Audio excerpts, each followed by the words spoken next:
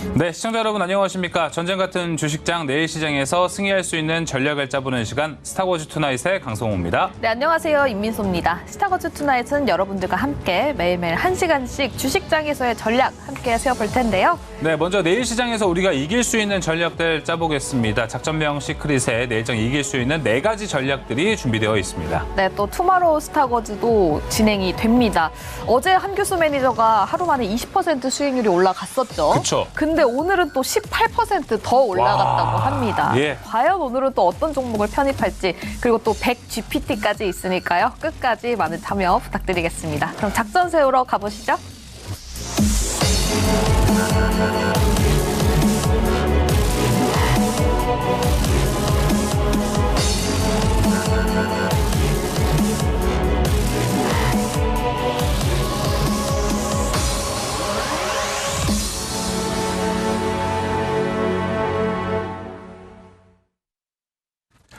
네, 작전명 시크릿 본격적으로 시작해 보도록 하겠습니다. 오늘 함께할 매니저부터 소개해 드리죠. MBN골드 한규수 매니저, 백인현 매니저 나왔습니다. 매니저님들 안녕하십니까? 안녕하세요. 네. 자, 시작하기 앞서 오늘 시장 어떻게 마무리가 됐는지 지수와 수급 그리고 상승 종목 수도 확인해 보도록 하겠습니다.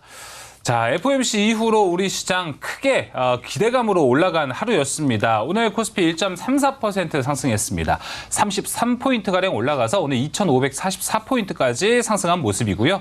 코스닥은 오늘 1.36% 상승했습니다. 840선 다시 탈환해냈고요. 자, 오늘 코스피에서 상승한 종목 수는요, 460개가 넘는 종목들이 상승했고, 코스닥에서는 820개가 넘는 종목이 상승을 했습니다. 네, 다음 수급도 살펴보도록 하겠습니다. 먼저 코스피, 오늘 외국인과 기관의 매수세가 뚜렷하게 보여지면서 마무리가 됐습니다. 외국인은 6천억 넘게 매수세를 보였고요. 기관도 7천억 넘게 매수세를 보여줬습니다. 하지만 개인이 굉장히 많이 팔면서 마무리가 됐죠. 또 코스닥도 살펴보도록 할게요. 개인이 4천억 넘게 매도세를 보였고요. 그 밖에 외국인과 기관은 오히려 크게 매수세를 보이는 모습 보여줬습니다. 네, 이 FOMC 진짜 어제 방송 마감할 때까지만 해도 좀 기대치를 낮추자라고도 우린 좀 이야기를 했었고, 네. 매파적 발언들이 많이 나오지 않을까 이런 얘기를 많이 했는데 상황은 완전 반전됐습니다.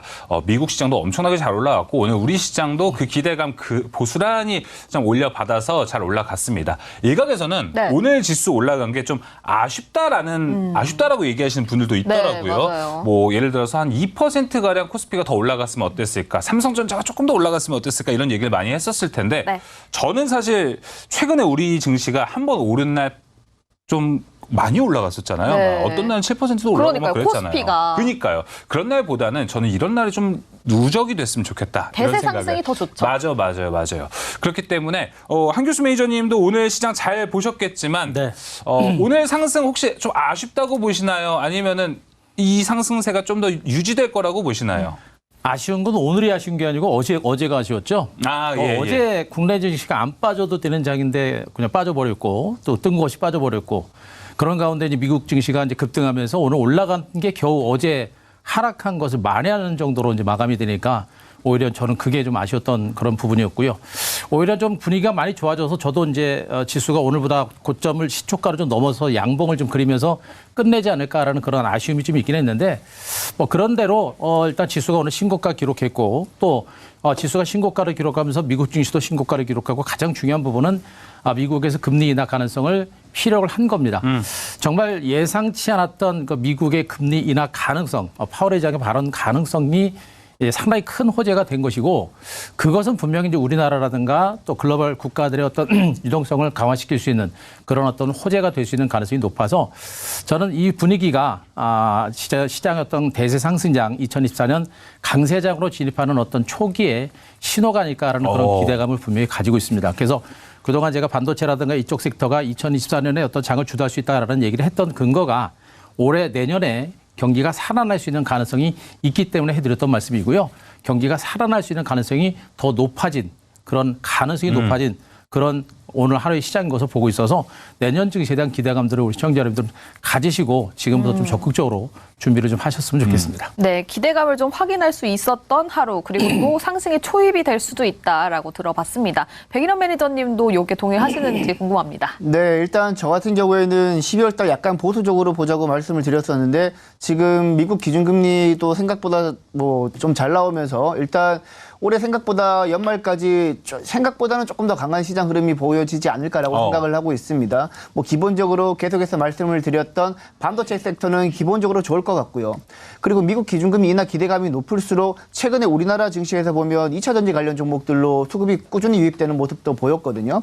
특히 오늘 시가총액 코스닥 상위 종목 중에서는 시가총액 1위인 그 에코프로 BM이랑 에코프로가 오늘 굉장히 좋은 모습을 보였기 때문에 일단 전반적으로 LNF, 포스코 퓨처엠 등 2차 전지 관련 종목들이 좋은 모습을 보였다라는 측면에서 뚜렷한 모멘텀이 아직까지 부각되고 있지는 않지만 투자자들은 2차 전지 관련 종목들을 기준금리 인하 기대감이 올라갈수록 계속해서 매집하고 있는 모습이고 그리고 최근 반도체 관련해서 꾸준히 좋은 뉴스가 나오고 있기 때문에 네. 이쪽에서도 반도체 관련 쪽에서 뭐 대표적으로 SK하이닉스라든지 뭐 삼성전자도 최근에 꾸준히 좋은 모습을 보여주고 있고 최근 후공정부터 시작해가지고 다양한 뭐 테마들 위주로 종목들이 수급이 들어오고 있기 때문에 여러분들도 만약에 선택과 집중을 하신다라면 일단 연말까지는 반도체 섹터 위주로 접근을 하시고 네. 그리고 향후에는 뭐 2차 전지 관련 종목들이나 바이오 관련 종목들이 다시 조정을 받는다라면 기준금리 인하가 기대감이 높을수록 그들 쪽으로도 수급이 들어가고 있기 때문에 그런 쪽으로도 여러분들이 한번 눈여겨보시면 좋지 않을까라고 생각을 하고 있습니다. 네. 한규수 매니저님은 12월 이 강세장의 지금 초입 구분이 아닐까라고도 얘기해줬고 백인현 매니저도 사실 12월에 대한 전망을 되게 보수적으로 이야기를 많이 했었어요. 맞아요. 방송을 통해서도. 근데 오늘을 기점으로 뭔가 달라지는 기류가 나오지 않을까라고 한 만큼 네. 자 내일 시장에서 우리가 대응 잘해보면은 진짜 시장에서 확실한 수익이 나오지 않을까 싶습니다. 자 그렇다면 거기에 걸맞는 작전 하나하나씩 세워보도록 하겠습니다. 그 첫 번째 작전 지금 공개합니다. 자 일단 반도체 얘기해 보겠습니다. 반도체 여기저기서 호재들이 나오고 있습니다. 하지만 급한 건 아닐까 하는 의문을 제기를 해보면 좋을 것 같아요. 자, 현재 금리 인하 기대감도 있지만 최근 반도체 상승 재료들이 계속 나오고 있습니다. 그래서 오늘도 강한 반도체였는데 SK하이닉스가 시총 2위 자리를 탈환했고 반도체에도 유의미한 상승 기조가 지금 계속될 것이다라고 기대하시는 분들 되게 많을 것 같습니다. 네. 자, 우선 어제 월수 매니저들과도 이 CXL에 대해서 간단하게 좀 이야기를 나눠봤었는데 결론적으로는 어제는 이제 CXL이 미래의 이 대규모 시장성을 담보한 기술처럼 포장되는 건 아직 좀 시기상조가 아닐까 이런 얘기들이 좀 나왔었습니다. 자 우선 백인현 매니저님 이 CXL 두고 어떻게 좀 생각을 하시는지도 궁금합니다. 일단 뭐 기본적으로 최근에 반도체 시장 흐름이 굉장히 빠르게 돌아가고 있는데요. 지난 5월 달에는 DDR5를 기점으로 HBM 관련 종목들이 한 차례 큰 장세를 보였고요. 그 이후에는 온디바이스 AI 관련 종목들 뭐 대표적으로 반도체 IP 그리고 팹리스 그리고 디자인하우스 관련 종목들 그리고 최근에는 기판 관련 종목들까지 좋은 모습을 보였고 그 외에는 최근에 이제 CXL로도 이제 기술 이전이 되고 있다라고 보고 있습니다. 뭐 저 같은 경우에는 CXL 같은 경우 새로운 이제 패러다임이 될 수도 있다라고 보고 있기 때문에 예. 물론 이제 최근에 많이 올라가지고 여러분들이 지금 진입하기에는 굉장히 부담스러운 측면이 있을 겁니다. 하지만 언제까지나 상승할 수는 없기 때문에 다시 한번 조정을 보여준다라면 CXL 관련 종목들도 한번 눈여겨보셨으면 좋겠고 사실 이제 온디바이스도 마찬가지지만 CXL 같은 경우에도 올해 상반기에 한번 이슈가 됐었던 이슈거든요. 네. 그런데 지금 새롭게 부각된 이슈가 아니고 상반기에 한번 이슈가 됐던 게 다시 한번 부각되면서 지수가 급등을 했었고 그리고 온디바이스 AI 같은 경우에도 올해 초에 한번 이슈가 됐던 겁니다. 그런데 다시 한번 부각되면서 급등했기 때문에 온디바이스 AI가 최근에 시세가 심상치 않았죠. 그렇기 때문에 CXL 같은 경우에도 지금 뭐 단발적으로 한 이틀 정도 올랐던 것 같은데 단기적으로 오르게 되면 차익 매물이 나오겠지만 그 차익 매물이 나오면서 조정을 받는 시기가 오히려 저는 관련 섹터 쪽으로 다시 한번 저점 매수 기회가 되지 않을까라고 생각하고 있기 때문에 네. 여러분들 계속해서 관심 가지시면 좋을 것 같습니다. CXL에 대해서는 일단 지속적인 이 HBM만큼이나 강한 파급력을 가진 소재가 될 수 있다라고 이야기를 해주셨고 지금 좀 단기적으로 많이 올라가고 있습니다. 나중에 차익 실현 매물들이 나올 때 다시 한번 그 다음 타이밍 잡아보시면 좋을 것 같고요. 한규수 매니저님, 지금 한규수 매니저님 이 수익률 대결 포트에는 모두 반도체 종목이 들어가 있습니다. 지금 반도체에 엄청난 콜을 외치고 계신 건데 매니저님 바라보셨을 때 지금 반도체 업황이 살아 돌아가는 것 우리 지금 모두 다 알고 있습니다. 네. 근데 좀 급하게 올라가는 것 아닐까 하는 우려감은 좀 나오고 있는데 이 부분 어떻게 생각하세요? 급하게 올라가는 거는 맞긴 맞는데요. 네. 제가 보기엔 그렇게 뭐 가파르게 올라간 것 같지는 않아요.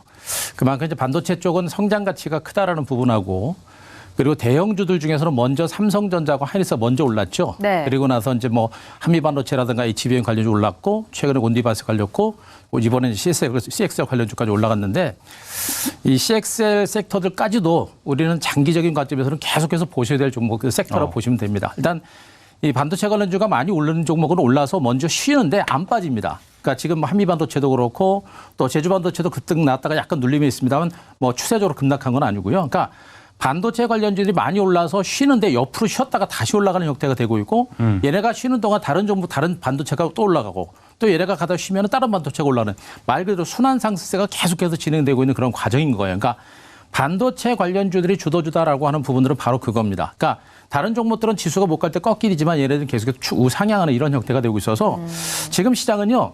중소형 관련주들이 CXL 관련주가 오늘 급등 후에 다시 장기로 쉴 때 이제 SK 하이닉스 같은 대형주가 다시 올라오는 거예요. 그러니까 대형주가 올라가다가 쉬면 다시 또 HBM 그리고 또 온디바이스 그리고 CXL 관련주 이런 종목이 계속해서 순환하면서 올라갈 수 있는 가능성이 굉장히 큽니다. 그래서 지금 시장은 반도체 관련주가 워낙에 좋은 종목들이 많기 때문에 다른 종목들을 보게 되면 오히려 수익을 못 내요. 그러니까 제가 포트폴리오에다가 반도체 종목 집중적으로 포트에 편입시키는 이유가 바로 이겁니다. 그러니까 항상 증권시장에서는 주도주라는 섹터가 있는데 주도주가 시세를 가장 많이 내고요.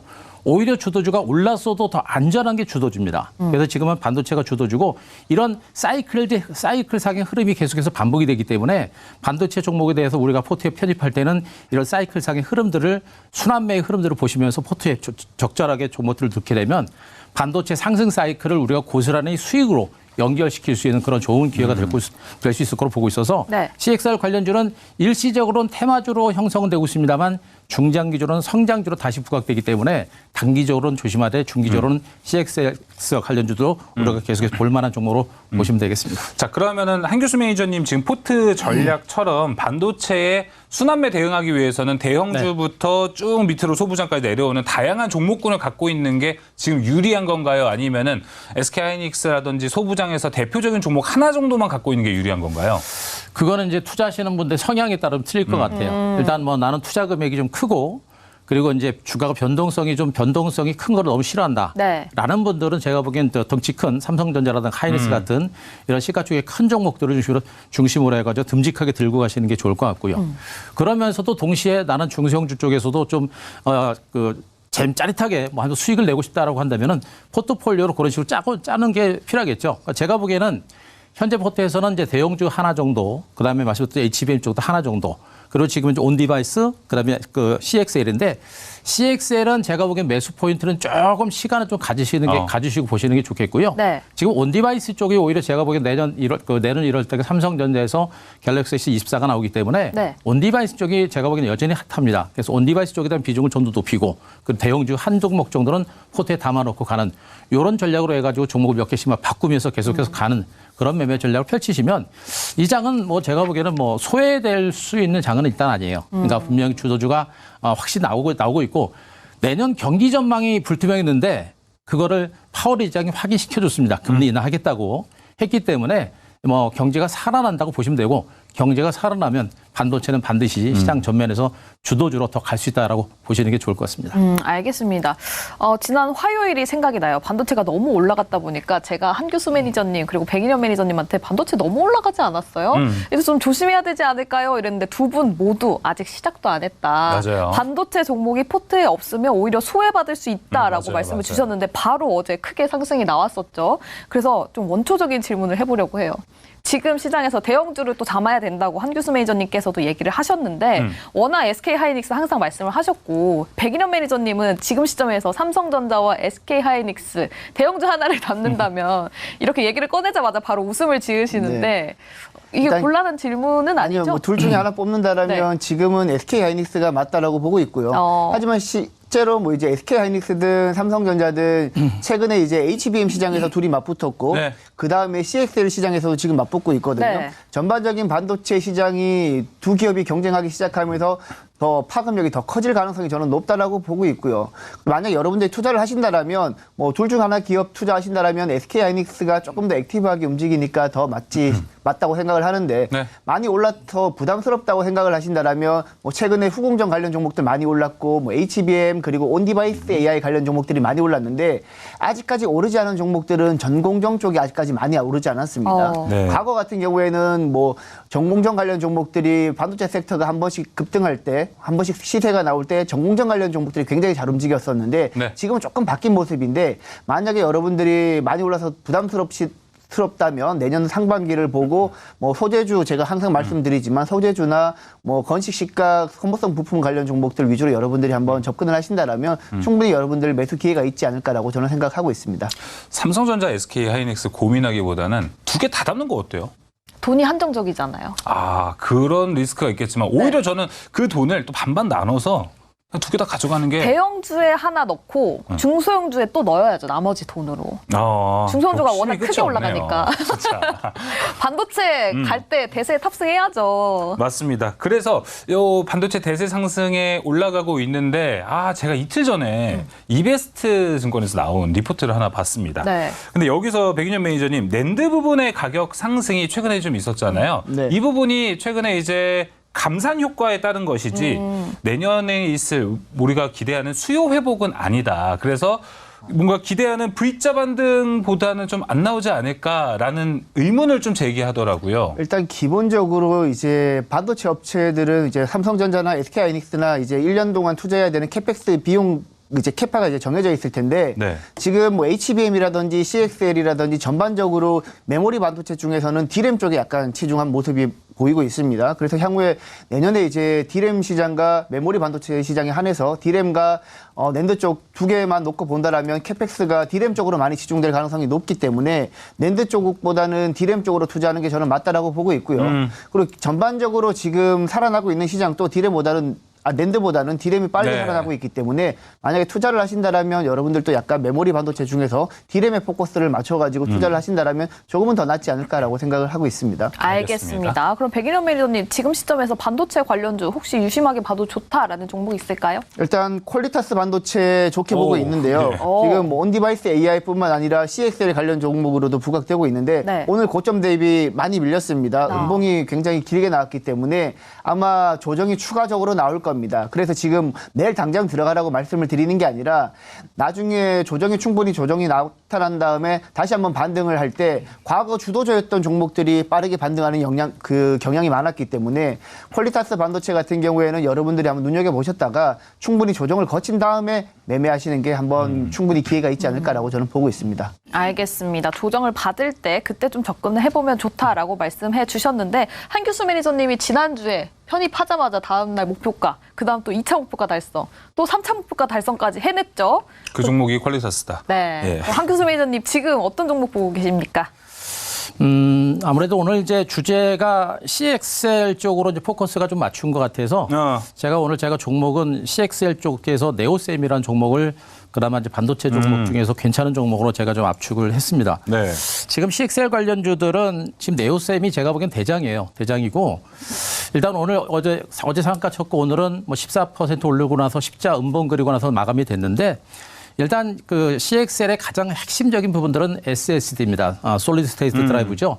HDD 시장을 대체하는 부분이 이제 SD 시장이고 그 SSD 시장을 컨트롤할 수 있는 부분들 그 장비들을 갖고 있는 업체들이 바로 이제 네오셈이라고 하는 종목이에요. 그래서 지금 앞으로 이제 HDD는 SSD로 모두가 대체되는 그런 상황이 계속해서 반복이 되고 있고 거기에 관련된 검사 장비를 최초로 만든 업체가 바로 네오셈이라는 종목이기 때문에 실질적인 CXL 시장 자체가 커지게 되면 그에 따른 수혜주로 많이 부각이 될 겁니다. 그래서 주가가 많이 올랐음에도 불구하고 제가 보기엔 이런 종목이 나중에 눌리거나 쉬어가는 과정이 전개될 때 이런 종목을 우리가 포커스를 맞추고 매집을 해야 된다라는 포인트를 보시기 바라고 지난번에 제주반도체가 뭐 온디바이스 AI 관련주로서 그냥 폭등이 나면서 여러분들이 잡을 수 있는 눌림목 한 번 안 주고 그냥 갔었죠. 그렇죠. 마찬가지가 될 겁니다. 네오쌤도 제가 보기엔 눌림은 그렇게 깊지는 않을 가능성이 높아서 네. 충분하게 옆으로 쉬거나 약간의 또 눌림이 나온다라고 한다면 뭐 이런 종목은 중장기적으로 우리가 한번 관심을 가질 수 있는 그런 종목으로 보시면 될 것 같습니다. 네, CX과 관련해서 네오셈 네. 그리고 퀄리타스 반도체 이야기까지 들어봤습니다. 그럼 두 번째로 넘어가 보시죠.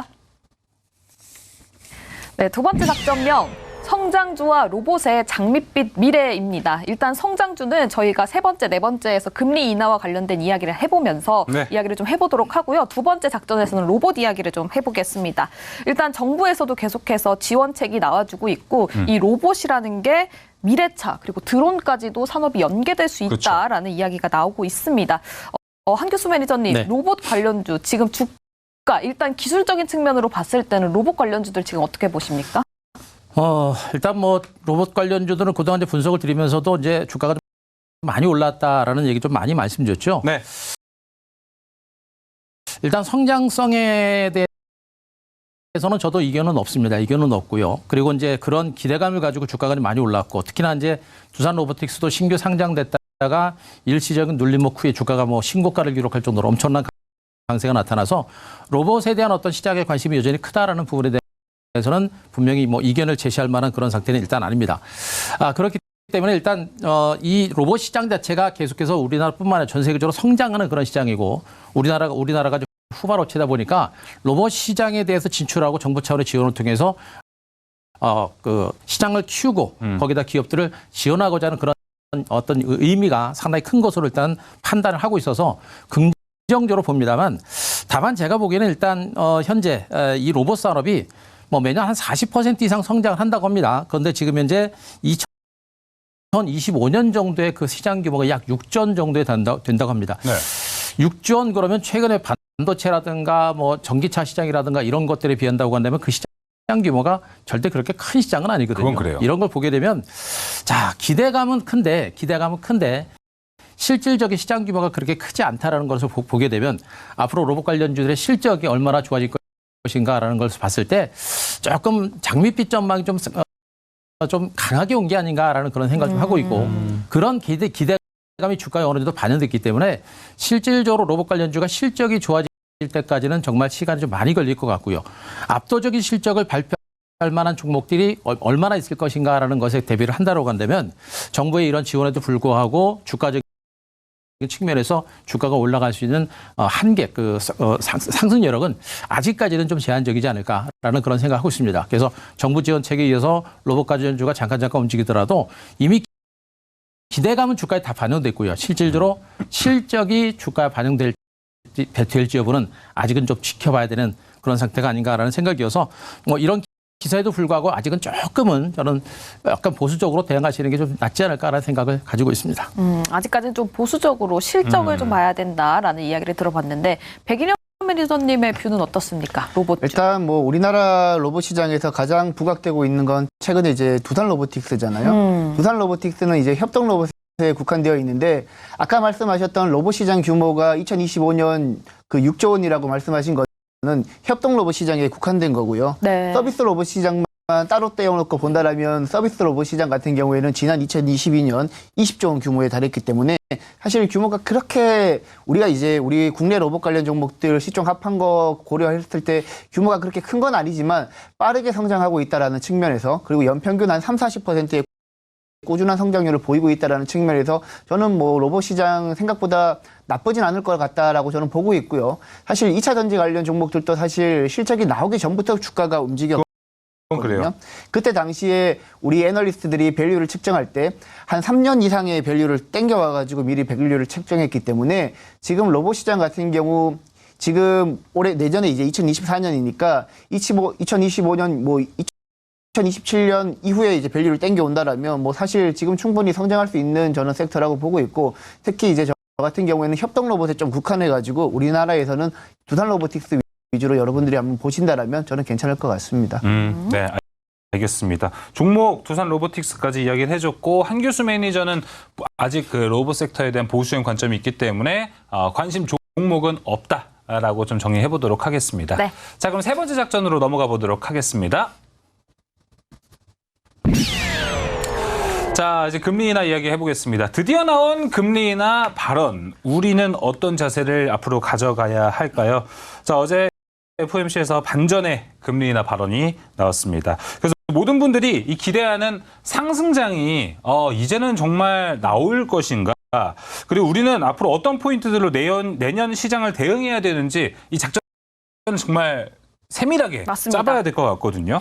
백인현 매니저님, 그래도 아직은 우리가 좀 조심해야 될 포인트들이 있나요? 너무 환호성을 샴페인을 터뜨리기 좀 이르지 않나? 뭐 일단 뭐 제가 봤을 때 중국 쪽 경기가 생각보다 경기 불황이 생각보다 장기화될 경우에는 조금 리스크가 있겠지만 그것을 제외하고는 뭐 글로벌 시장이 크게 우려할 만한 사항은 없다라고 저는 보고 있습니다.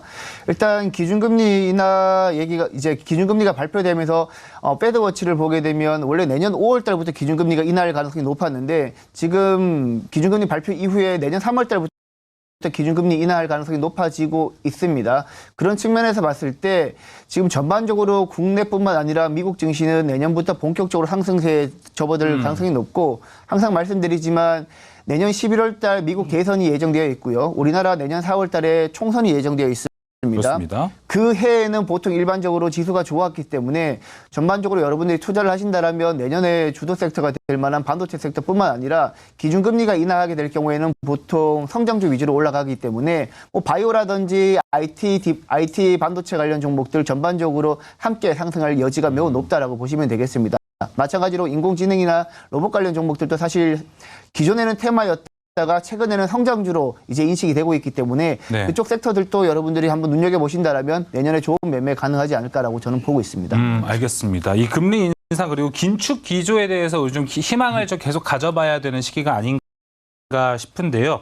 근데 백인현 매니저님 추가적으로 여쭤보자면은 자, 우리가 이 QT 같은 대차대조표 축소가 미국은 아직 진행이 되고 있잖아요. 근데 저는 사실 개인적으로 금리 인하하기 전에 QT를 해제할 것이라는 사인이 먼저 나오지 않을까라는 걸 생각을 좀 했었습니다. 네. 근데 이렇게 QT는 진행 중인데 금리 인하 발언에 대한 이야기가 먼저 나왔어요. 사실 우리가 QT를 좀 기다려봐야 되는 건 아닐까. QT 해제에 대한 걸 좀 기다려봐야 되는 건 아닌가 생각은 드는데요. 일단 사실 뭐 금리 인하 얘기가 생각보다 우리가 생각했던 것보다 이제 금리 인하 폭이 한 75bp 내년에 인하한다라고 네, 제가 그렇죠. 지금 뉴스에서 봤던 것 같은데 일단 전반적으로 그만큼 시장에 대한 기대감이 커지고 있기 때문에 사실 뭐 QT 이슈도 있겠지만 금리 인하에 대한 기대감이 부각되고 있는 상황에서 너무 이제 시장을 복잡하게 보기보다는 일단 금리 인하 기대감에 여러분들이 성장주 위주로 포커스를 맞추는 게 오히려 저는 심플하게 생각하시는 게 투자할 때 복잡하지 않고 괜찮다라고 생각을 합니다. 큰 걱정하지 말자. 네, 심플하게 지금 성장주 위주로 보면 좋다. 백인현 매니저의 의견 들어봤는데 또 중국 경기에 대해서 잠깐 또 언급을 해주셨어요. 근데 한규수 매니저님이 워낙 또 중국 경기까지 많이 보시니까 그쵸, 중요해요. 같이 엮어서 이야기를 좀 듣고 싶거든요. 저도 중국 경기 좀 많이 봤는데요. 이제 포기했어요. 아, 그래요? 징글징글 안 움직여서. 여기가 징글벨 아닌가요? 혹시나 했는데 역시나로 계속 2년 네. 연속하고 있잖아요. 네. 참 이 자본주의 경제하고 이 사회주의 경제는 이렇게 차이가 많이 나는 것 같습니다. 그러니까 상식적인 선을 넘어서는 증시다 보니까 중국 증시를 이제 우리가 판단하기보다는 이제 확인하고 대응하시는 게 좋을 것 같아요. 그래서 중국은 제가 보기에는 뭐 지속적인 경기 부양 대책을 내놓고 있기 때문에 여기서 더 무너질 가능성은 높지는 않은 것 같고요.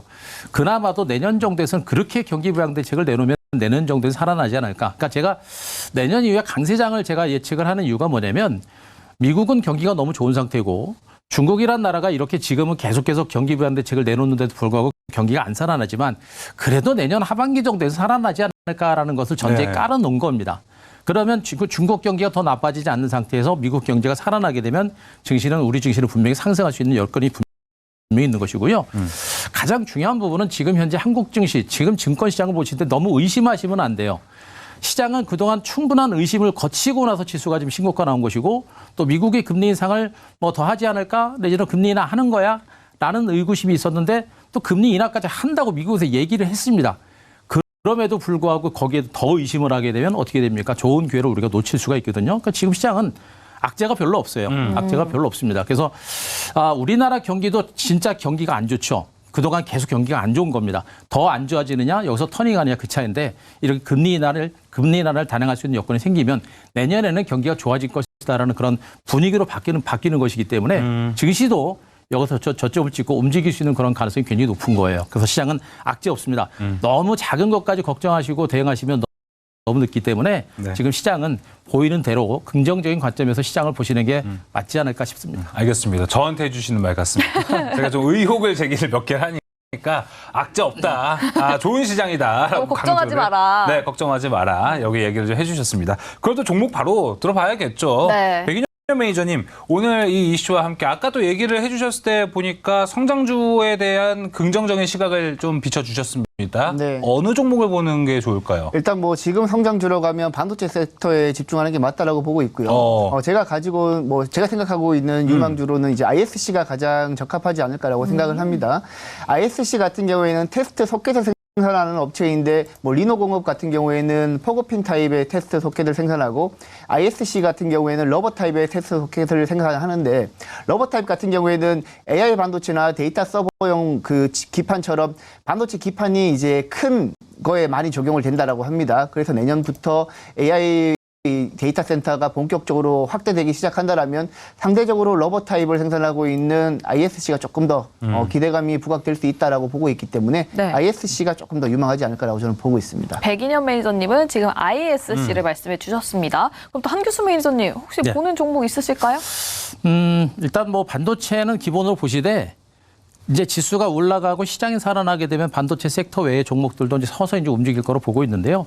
그 중에서 제가 보고 있는 게 이제 카카오, 네이버 같은 종목입니다. 그러니까 카카오는 지난번에 포트에도 넣었다가 이제 뭐 날짜가 지나서 뺀 종목입니다만 네. 카카오가 오늘도 한 그쵸. 6% 올랐어요. 지금 카카오를 보는 이유는 뭐냐면 역시 이제 많이 빠졌던 종목들 중심으로 이제 주가가 터닝하고 있는 그런 과정들인데 카카오 같은 종목군들, 네이버 같은 종목들은 그동안 금리 인상에 따른 피해주로 주가가 폭락이 났었죠. 네. 성장주라는 개념의 종목군들은 금리 인하가 단행되게 되면 투자를 많이 할 수 있겠고 그에 따른 실적 개선과 성장세에 대한 기대감이 부각이 됩니다. 그래서 네. 금리 인하에 따른 수혜주로도 부각이 되고 있는 것이고 여기다 카카오는 지금 현재 뭐 데이터 센터 화재라든가 또 SM 주가 조작 사건이라든가 여러 가지 그러니까 기업 실적과 무관한 여러 가지 악재들 때문에 주가가 많이 밀렸던 부분이 있었는데 네. 그런 것들이 봉합이 되고 또 새롭게 구조 개혁을 단행하는 그런 위치에서 굉장히 터닝할 수 있는 그런 포인트에 와 있는 것으로 보고 있습니다. 그래서 반도체 종목 외에 이런 종목군들도 같이 따라갈 수 있는 그런 가능성이 높기 때문에 금리 인하에 따른 수혜주로 같이 한번 보셔도 될 것 같습니다. 금리 인하의 수혜주, 성장주 그중에서도 카카오 이야기를 해주셨는데 카카오 지금 기술적인 메리트 빼고 사고 싶으세요? 저요? 네. 저는 지금 카카오 살 바에는 네이버를 당연히 살 것 같은데 네. 네이버가 좀 많이 올라서 어제도 민선 아나운서 방송 준비하면서 얘기했거든요. 네이버가 20만 원 밑으로 내려오면 사고 싶다라고 얘기를 했었죠. 네. 근데 타이밍이 안 올 것 같습니다. 그래요? 이것도 한번 여쭤볼까요? 백인현 매니저님? 뭐 제가 지난달에 네이버 한번 추천했던 것 같은데. 네, 맞아요. 지난달이 아니라 이번 때 이번 달 있었잖아요. 포트죠. 첫 네네. 종목이었습니다. 네. 네, 제가 죄송합니다. 헷갈렸네요. 일단 네이버 같은 경우에는 지금 뭐 거래량도 많이 붙고 있고 카카오 마찬가지로 글로벌 빅테크 기업과 맞물려서 인공지능으로 대항할 수 있는 기업은 우리나라에는 네이버밖에 없을 것 같습니다. 네. 그런 측면에서 네이버 같은 경우에는 뭐 앞으로 한 23만 원 이상까지는 무난하게 가지 않을까라고 저는 보고 있습니다. 네, 알겠습니다. 참고로 백일현 매니저가 12월 1일에 네이버를 포트에 편입하고 그렇습니다. 7% 수익률을 먹고 나왔습니다. 네, 참고해 보시면 좋겠고요. 그럼 네 번째 작전으로 넘어가 보도록 할게요. 네, 네 번째 작전명입니다. 미국이 내리면 우리는? 이라는 이야기입니다. 지금 금리 인하에 대한 이야기가 계속해서 나와주면서 한국은행의 통화 정책 방향에도 관심이 크게 쏠리고 있습니다. 근데 이미 금리 차가 많이 나고 있기 때문에 미국이 내려도 우리나라는 좀 딜레이가 되죠. 네, 좀. 딜레이 돼서 늦출 것이다. 그 금리 인하 시기가 더 늦어질 것이다라는 얘기가 좀 우세했으나 현재적으로 금리를 낮출 가능성도 있다. 라고 일각에서 또 이야기가 새롭게 나오고 예. 있습니다. 그러면 한규수 매니저님, 네. 지금 우리 한국은행의 입장은 어떻게 보면 될까요?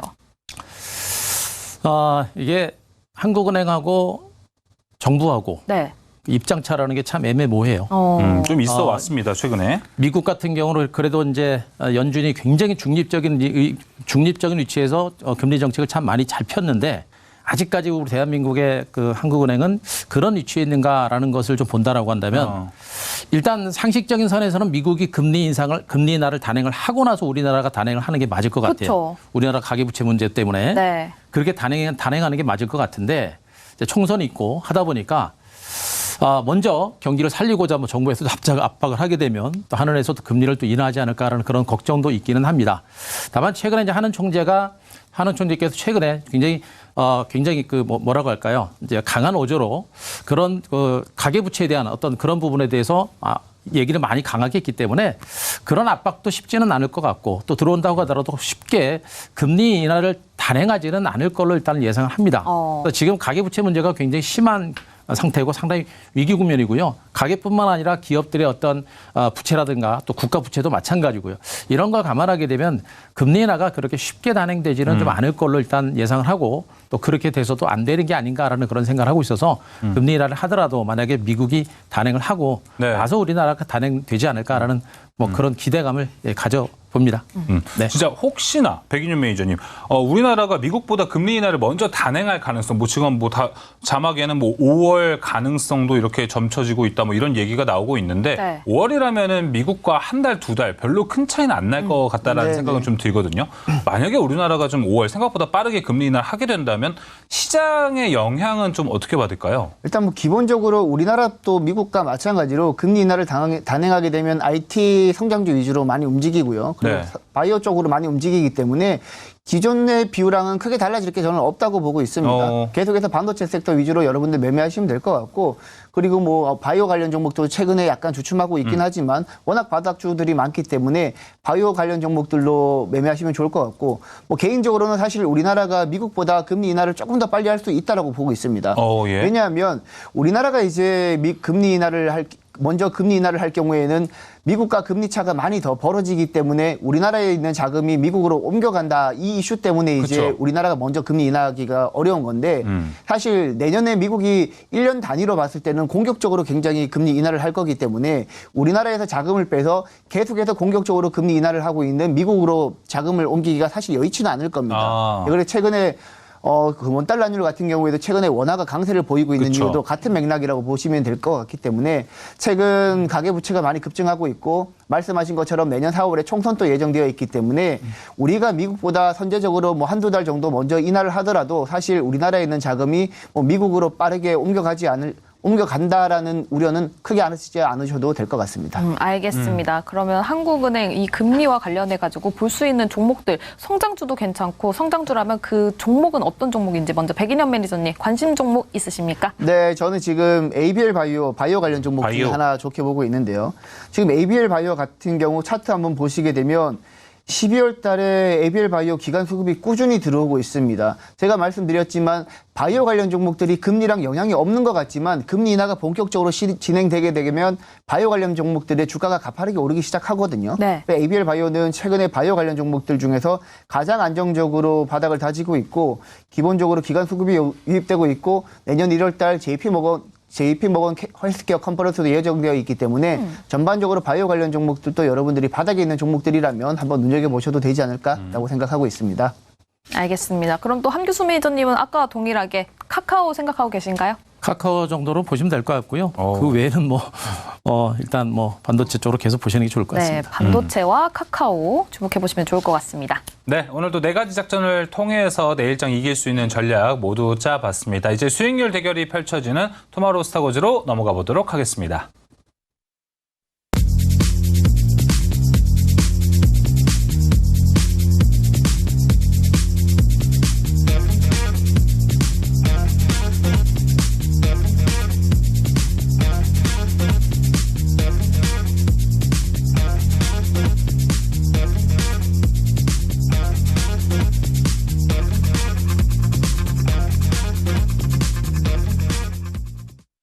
네, 투마로우 스타거즈 시작해 보도록 하겠습니다. 먼저 룰부터 설명드리도록 할게요. 네, MBN골드 4인 매니저의 수익률 대결이 펼쳐지고 있습니다. 출연 당일에 한 종목씩 소개를 드리고요. 방송 다음 날에 거래일 지정가로 편입이 됩니다. 매수가에 도달하지 못했을 경우에는 시초가로 편입이 됩니다. 네, 목표가 터치 시 가격 전략 재설정 가능하고요. 손절가, 입절가 터치 시 포트 제외됩니다. 매도 언제든 가능하고 방송 다음 날 시초가로 매도됩니다. 월 4회 자유 편입 찬스 전화 연결로 가능합니다. 자, 이어서 많은 분들이 기다리시는 개인 순위 살펴볼까요?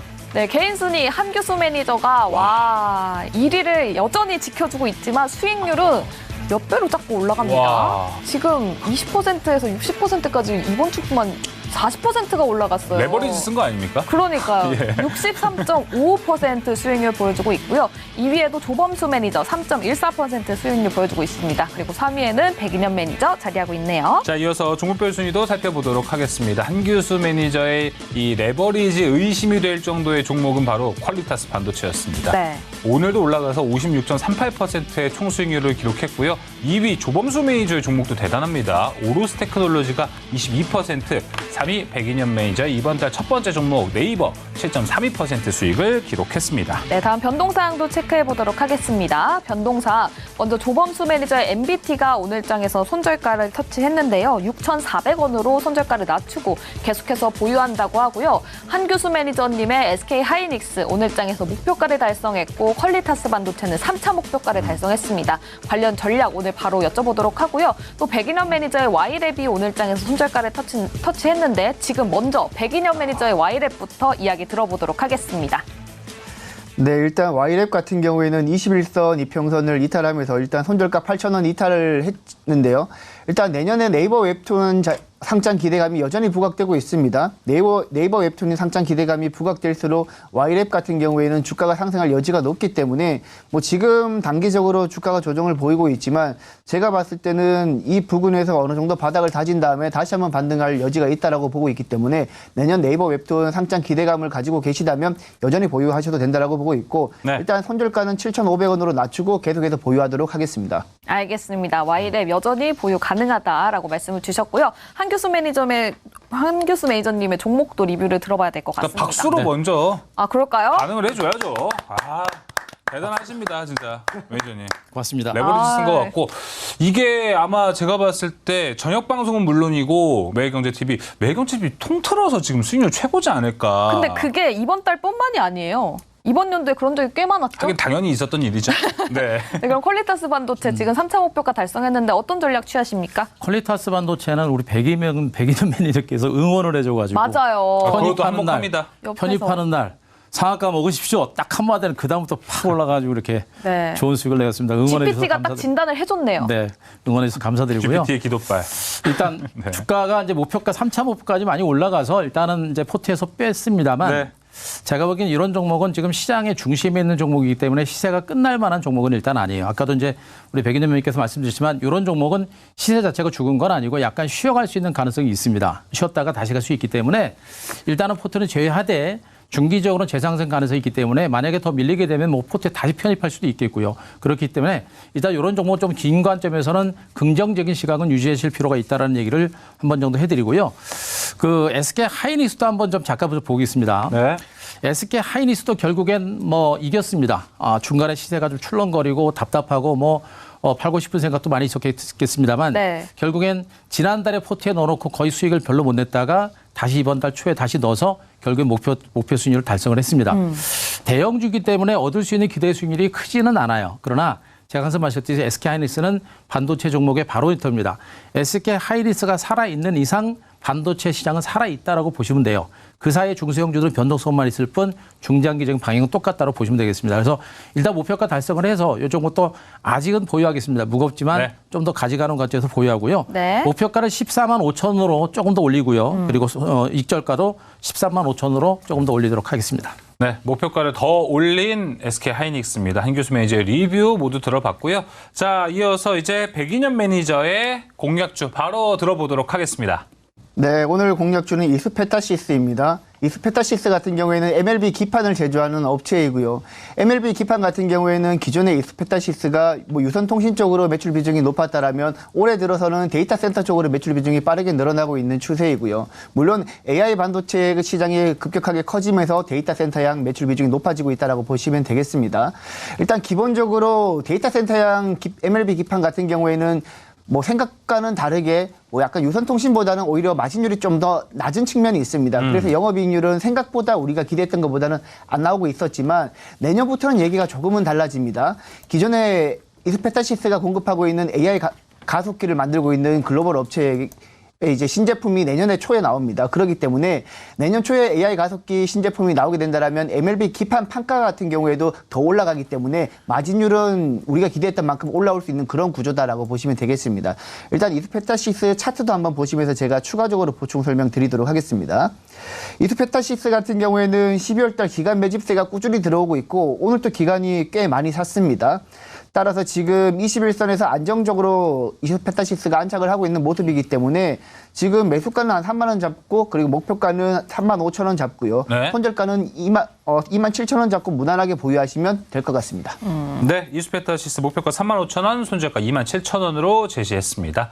자, 이어서 1등을 달리고 있는 한규수 매니저님, 오늘도 어떤 종목 가지고 오셨을지 상당히 궁금합니다. 예, 자 먼저 이수페타시스 내일 상한가 응원하겠습니다. 와, 서로 응원하는 보기 좋아요. 모습 너무 감사합니다. 좋습니다. 오늘 이스페타시스도 제가 가지고 오려고 하다가 네. 이제 종목이 약간 엇갈렸는데요. 정말 좋은 종목이니까 같이 한번 보시기 바라고요. 저 오늘 대덕전자 한번 가지고 왔습니다. 최근에 이제 그 반도체 관련주들 중에 이제 PCB 관련주 쪽으로 매기가 조금씩 이제 확산되고 있는 그런 과정들이거든요. PCB 관련주가 최근에 주가가 상대적으로 못 올랐습니다. 그 중에서도 지금 이제 대덕전자는 이제 그 FC BGA 쪽으로 굉장히 주력을 하면서 새로운 성장성이 굉장히 많이 부각돼서 종목이에요. FC BGA는 지금 이제 삼성전기라든가 LG에너텍이라든가 대덕전자 같은 극히 일부 기업들만 기술력을 가지고 제품을 만들어내고 있는 업체고 앞으로 그 물량 자체가 굉장히 딸릴 수 있는 그런 섹터이기 때문에 성장 잠재력이 굉장히 크다라고 보시는 게 좋습니다. 반도체와 패키지를 패키지 기판은 일종인데 GPU라든가 CPU 쪽에 모두가 사용되고 있기 때문에 지금 현재 인공지능 시장이 커지고 있는 상태, 또 온디바이스 시장이 커지고 있는 상태, 이런 상태에서 그 수요는 앞으로도 굉장히 많이 빠른 속도로 늘어날 수 있는 가능성이 높아서 우리가 많이 보실 만한 종목이고요. 4분기를 기점으로 이제 실적 턴어라운드에 대한 기대감이 커지고 있습니다. 그래서 이제 실적 개선에 대한 기대감을 가지고 반등이 조금씩 강화될 수 있는 가능성이 높아서 우리가 주목해 보실 필요가 있겠고요. 자, 주가도 지금 현재 많이 오른 건 아니고요. 이제 바닥을 좀 친 상태입니다. 바닥을 치고 1차적인 반등이 나타났고 횡보세를 기록하다가 이제 눌림에서 재반등이 나선 상태이기 때문에 이제 2단 반등이 서서히 시작이 되고 있는 과정으로 보시면 돼요. 약간 기어갔다가 가거나 추가적으로 올라갔거나 약간은 시간이 걸릴 수 있겠습니다만 현재 구간부터는 우리가 뭐 매집을 해볼 만한 그런 위치가 아닌가라는 판단을 좀 하고 있습니다. 자, 오늘 종가 27,400원에서 일단 매수가를 설정을 해보고요. 목표가는 32,000원, 손절가 25,000원, 25,500원 제시를 드리겠습니다. 네, 알겠습니다. 한규수 매니저의 편입 종목은 대덕전자였고요. 목표가는 32,000원, 손절가는 25,500원을 제시해 주셨습니다. 두 분 다 기판을 담았습니다. 그러니까요. 예. 기판 담으면 또 끝물. 그런 말 하지 마세요. 제가 이 얘기하니까 큰 소리 하지 마세요. 바로 또 두 분이 웃으셔서 경계에서 나쁠 건 퇴퇴퇴 하세요, 없잖아요. 빨리. 퇴퇴퇴. 네. 죄송합니다. 대세 상승인데 제가 감히 또 끝물이라는 말을 꺼내서 죄송합니다. 사죄하세요. 네, 그럼 또 내일 무료 방송 이야기도 들어봐야 될 텐데요. 먼저 백일현 매니저님 무료 방송 안내해 주시죠. 네, 내일 아침 8시에 제가 무료 방송을 진행을 하고 있고요. 유튜브에서 백인년 매니저 검색을 하시면 들어오실 수 있습니다. 최근에 이제 반도체 시장이 기술이 빠르게 변화하고 있습니다. 뭐 온디바이스 AI뿐만 아니라 CXL까지 최근에 빠르게 변하고 있기 때문에 여러분들 거기에 대해서 스터디도 하셔야 되고 주도주도 뽑아야 됩니다. 따라서 제 아침 8시 무료 방송에 들어오시면 제가 전반적인 설명을 다 해드릴 테니까 아침 8시에 유튜브에서 백인년 매니저 검색하고 들어오시고요. 그리고 제가 네이버 밴드도 운영하고 있는데 다양한 정보 드리고 있으니까 네이버 밴드에서도 백인년 매니저 검색하시고 들어오시기 바랍니다. 네, 내일 아침에 백일현 매니저와 함께 금요일장 준비해 보시면 좋을 것 같습니다. 다음 한규수 매니저님 무료 방송 있으신가요? 예, 제가 내일은 금요일이어서 제가 무방을 못할 것 같아서요. 제가 오늘 장 끝나고 무료 방송을 녹화를 해놨습니다. 한규수 네이버 밴드 가시게 되면 오늘 녹화 방송 올려놨고요. 그리고 유튜브를 통해서 한규수 치수고 검색하시면 오늘 유튜브 녹화 방송이 올라가 있을 텐데요. 그 내용 자체가 오늘 지수가 신고가 기록했죠. 앞서 말씀드렸듯이 지금 이 신고가가 기록한 그 의미를 여러분께 말씀드립니다. 시장이 많이 좋아지고 있다는 그런 의미가 될 것 같고요.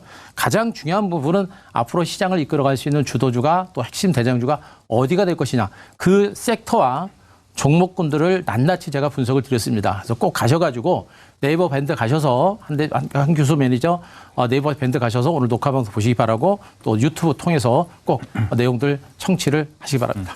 네, 한규수 매니저, 백인현 매니저 무료 방송 안내 도와드리면서 저희는 이만 물러가 보도록 하겠습니다. 스타워즈 투나잇 오늘 준비한 소식은 여기까지입니다. 네, 시청해주신 여러분 고맙습니다.